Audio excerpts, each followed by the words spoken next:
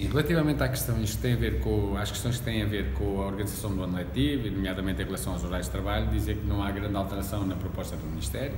O Ministério diz que vai fazer um despacho, mas depois, para poder resolver alguns aspectos que não cabem no despacho, vai fazer um rol de perguntas frequentes, de FAQ, portanto, sai o despacho, sai umas FAQ e ainda sai uma circular por causa das tarefas burocráticas, ou seja, sinceramente nem percebemos exatamente o que é que e em que é que os professores vão ter, digamos, atenuada a pressão do seu horário de trabalho, no sentido de poderem ter finalmente um horário com as 35 horas que estão estabelecidas em lei. Mas seja como for, vamos receber uma nova versão. Agora, há uma coisa que também já dissemos: se tivéssemos que decidir hoje em função da versão que temos e daquilo que foi dito, ficava já a certeza que iríamos exigir ou requerer a negociação suplementar, mas como vamos esperar a nova versão, provavelmente vamos fazê-lo na mesma, só que não é hoje. Em relação ao resto e ao tempo de serviço e à luta dos professores,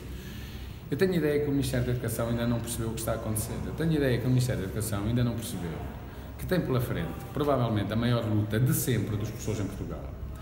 que tem pela frente uma greve às avaliações que não vai estar ou que não vai manter-se em 300, mas vai chegar às 1.200 escolas deste país, que vai ter um prazo prolongado se continuar na posição que tem e que provavelmente também não vai fechar o ano letivo, porque quando nós aqui perguntamos agora no final, se foi comunicado ao Sr. Ministro da Educação que o que nós na última reunião perguntámos, ou seja, se ia ou não haver reabertura de negociações, se era ou não uma nova posição, aquela que nós ouvimos o Sr. Primeiro-Ministro na Assembleia da República, nomeadamente em relação aos 2 anos e 9 meses serem para 2019 e, portanto, não ser o tempo a recuperar.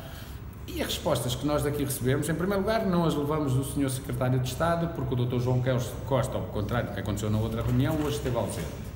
E depois, o que nos é dito é que aquilo que o Sr. Primeiro-Ministro diz não compete ao Sr. Ministro da Educação comentar, ou dizer, ou confirmar, ou negar. E por último, também o que nos é dito ainda é se queremos ter uma resposta às questões que colocámos, ou seja, se a negociação vai continuar, como é que é em relação aos 2 anos, o que é que aquilo quer dizer, é-nos dito, perguntem formalmente por escrito. Portanto, é um bocado do género do que acontecia antes, que era, mandem por escrito, só falta dizer em papel selado e com selo fiscal em baixo, não é?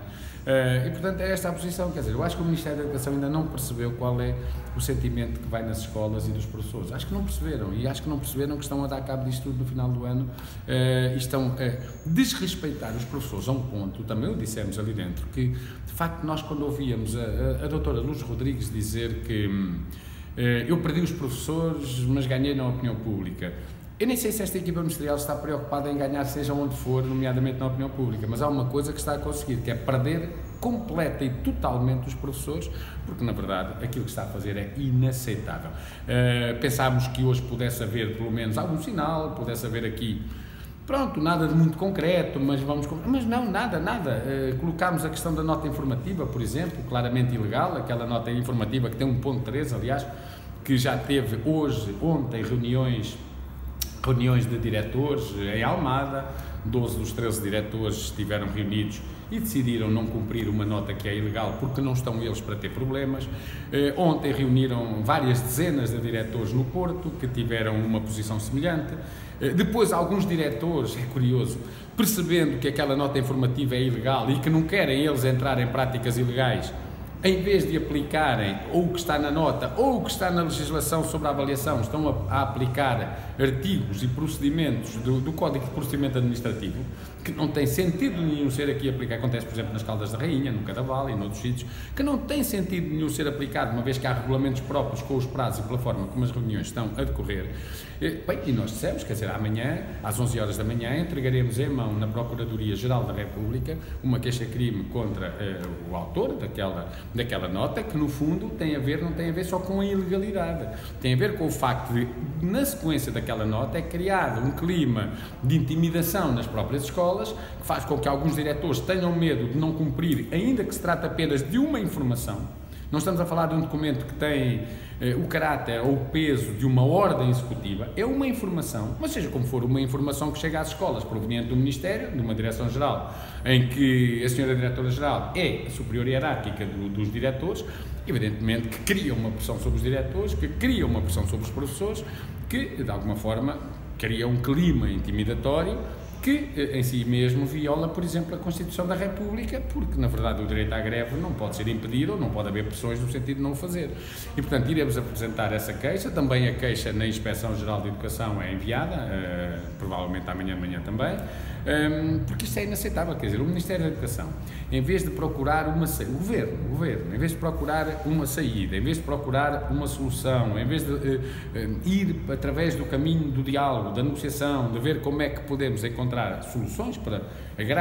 o grave problema que está aqui criado e a crise e o conflito que está aqui instalado, não. É através da ameaça, é através da chantagem, é através da ilegalidade, é através da pressão, é através da intimidação, mesmo que ao lado, estamos a falar, por exemplo, na região autónoma da Madeira, perceba que o próprio Governo já entendeu que há uma lei a cumprir e, portanto, já garantiu a recuperação do tempo de serviço, claro, de uma forma faseada, agora ainda vai ser a negociação. Mas aqui não interessa, quer dizer, os Açores já contaram uma parte, a Madeira vão contar tudo, a generalidade da função pública está contada, mas os professores em Portugal, com certeza, que têm que ser castigados, algum mal fizeram, mas como não fizeram, pelo contrário, o que têm sido é, de facto, muito empenhados no trabalho nas suas escolas, isto a partir de segunda-feira vai parar tudo. E dizer que se alguém não percebe isso, e se o Ministério da Educação e o Governo não percebem isto, não percebem nada. E, portanto, o apelo que fazemos aqui, evidentemente, é a uma grande unidade de todos os professores. De facto, que ultrapassemos divisões, porque é assim, somos um grupo muito grande, um grupo plural, diverso, mas que neste momento que está, de facto, em causa uma coisa que é dos professores, que é intocável, que é inviolável, que é o seu tempo de trabalho, que é os anos de serviço que cumpriram. Aí ninguém mete a mão. Nós não deixamos que o Governo meta a mão ao tempo dos professores. E, portanto, aquilo que nós temos que ser é todos professores unidos a uma só voz e dizer, não, isso não vai acontecer, nós vamos à luta e até onde for preciso e quando for preciso, porque isso tem que ser respeitado. E depois, se nos lembrarmos que, em cima da questão do tempo de serviço, temos o problema da apresentação, que não recebe nenhuma resposta do Ministério da Educação, temos o problema dos horários, que é o que é, temos o problema da precariedade, que não se resolve, das AEC, dos concursos. É um mar de problemas.